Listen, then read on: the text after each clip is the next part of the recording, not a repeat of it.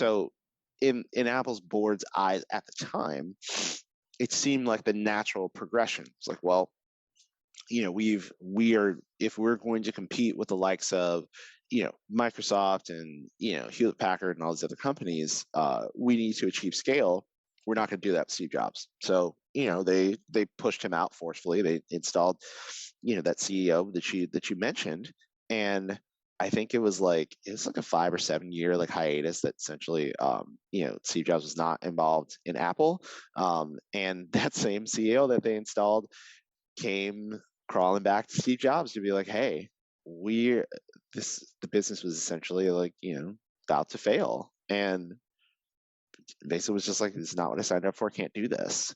Um, so there has to be, in addition to all the things we've been talking about, and it's very much from the perspective of the direction of okay, folks on the ground doing a certain thing, existing within in the company in a certain way, and then how that forms, that functions.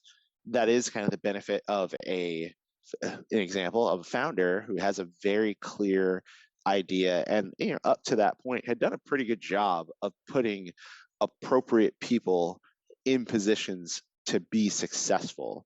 It wasn't just it's not like an instant pot, right? Like you don't just throw a bunch of stuff in there, close it up, hit a few buttons, and then 2 hours later, it works